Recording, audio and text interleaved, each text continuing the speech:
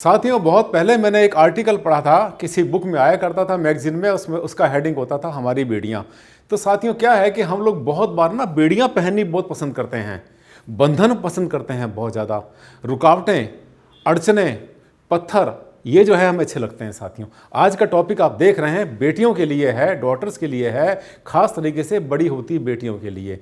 जो बेटियां 10, 11, 12, 13, 14 साल की होती हैं, बड़ी होती हैं, और उनके बेडरूम को लेकर के माताओं के मन में और उनके जो फादर्स होते हैं, उनके मन में कई बार तरह तरह की बातें होती हैं, और वास्तु कंसल्टेंट बैठे हैं वहम पैदा करने के लिए बिना किसी लॉजिक के।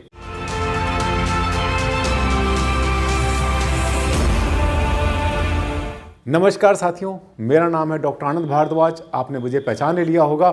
आज मेरा फोकस खास तरीके से बेटियों के लिए है, वो बच्चों के लिए है जो कि बच्चे बड़े हो रहे हैं, बेटे भी बेटियां भी, सभी के लिए। एक पहले आपको मैं बता देता हूं एक लाइन में कि हम जैसे बनाते हैं तो बेडरूम कहाँ बनाते हैं। बच्चों का बेडरूम हमेशा कहते हैं कि आपका जो घर का सेंटर ईस्ट और सेंटर वेस्ट से लेकर के नॉर्थ की तरफ, नॉर्थ ईस्ट में, उत्तर पूर्व में, उत्तर दिशा के अंदर, उत्तर पश्चिम में, जहाँ चाहें, पश्चिम में भी आप चाहें तो बच्चों का बेडरूम बना सकते हैं, चाहे वो बेटा है या बेटी है।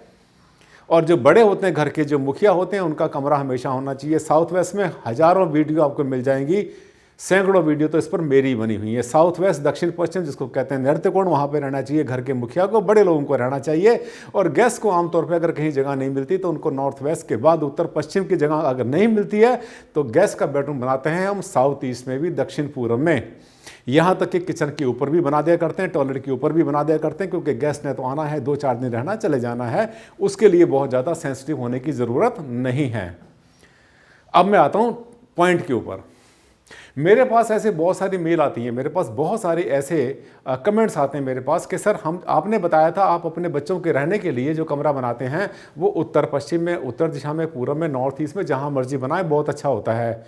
और सवाल अगला क्या होता है, अगला सेंटेंस होता है उस महिला का कि सर, मेरी बेटी अब बड़ी हो रही है, 12, 13, 14 साल की हो गई है, तो ये शुद्धि अशुद्धि का चक्कर जो हमने अपने माइंड में पाल रखा है ना साथियों, जब बड़ी होगी बेटी तो उसके जो शरीर के लक्षण है अपने हिसाब से उसके शरीर में परिवर्तन आएगा। लेकिन जो भी परिवर्तन है साथियों, वो सबका सब नेचुरल है, उसमें कुछ भी अशुद्ध नहीं होता, उसमें कुछ भी अशुद्ध नहीं होता। मैं आपको बता रहा हूँ बार बार, इसमें आपने माइंड में नहीं करना। अगर आपकी बेटी का समस्या कहाँ जाती है कि बेटी का बेडरूम, तो अब जो है, जब बेटी हमारी नॉर्थ ईस्ट में रहती है, उत्तर पूर्व में रहती है, उनका कमरा आपने सजा रखा उनके हिसाब से, आपने वहाँ पर पूरी सजावट कर रखी है। अब क्या हुआ कि जब बेटी आपकी 12, 13, 14 साल की हुई तो आपके माइंड में किसी ने डाल दिया कि अब तो ये बेटी बड़ी हो रही है, उसके रहने की जगह नहीं है, ये उसको अशुद्ध कर देगी।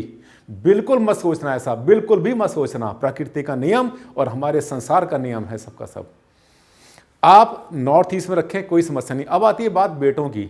जो बेटों के लिए भी बिल्कुल वही सिद्धांत होता है। बेटे का जो कमरा होता है वो भी उत्तर पश्चिम के अंदर, उत्तर दिशा में, पश्चिम दिशा के अंदर और उत्तर पूर्व में हो सकता है। अगर आप पहले से तैयारी कर रहे हैं बेटियों के लिए और बेटों के लिए कमरा बनाने के लिए, तो एक बात मान के चलना, समस्या बड़ी कहाँ आएगी।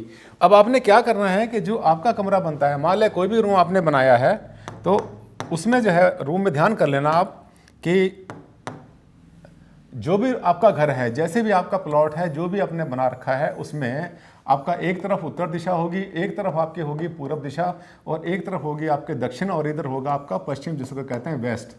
तो हमने ये बताया था, ये पूरी की पूरी दिशा जो है बच्चों के लिए कंफर्टेबल होती है, उत्तर से लेकर पूर्व के बीच में। इसमें ध्यान करना कि जब आप कमरों की सेटिंग कर रहे हैं तो ये कोशिश करना कि आप जो है पहले से ही जो है बेटी का रूम यहाँ बनाएं तो ज़्यादा अच्छा रहेगा। बेटे का रूम यहाँ पर बनाएं और तैयारी कर लें कि जिस दिन बेटे की शादी हो जाएगी उस दिन उसको या तो पश्चिम में लेकर आना है हमें, या तो यहाँ लेकर आना है, या फिर दक्षिण के मध्य में लाना है। इसका मतलब ये है कि जो गेस्ट है आपका, मेहमान का कमरा, गेस्ट बेडरूम आपका दक्षिण पूर्व में चलेगा। ये नहीं, इसका मतलब यह है कि आपके जो घर में गेस्ट आएंगे, जो मेहमान आपके पास आएंगे, आप उनको उत्तर पश्चिम में सुलाने की बात करते हैं, पर अगर उत्तर पश्चिम में अगर आप गेस्ट बेडरूम बना देंगे तो आपके बेटे के लिए, बेटी के लिए वहाँ पे कमरा नहीं बन पाएगा। और इनके लिए कमरा आप साउथ ईस्ट में, दक्षिण पूर्व में बना सकते हैं। इसके बाद आ जाता है माता पिता के लिए, घर के जो बड़े बूढ़े होते हैं, जो सीनियर लोग होते हैं, उनके लिए कमरा होता है साउथ वेस्ट का, दक्षिण पश्चिम का। साथ में ये प्रेगनेंसी के लिए दक्षिण पश्चिम, साउथ वेस्ट, नैऋत्य कोण प्रेगनेंसी के लिए। और वहाँ पर जो है अगर कोई माँ बनना चाहती है, वहाँ पर कोई महिला है और वहाँ पर आप चाहते हैं कि परिवार आगे बढ़े, संतान की उत्पत्ति के लिए दक्षिण पश्चिम, साउथ वेस्ट बहुत अच्छा होता है।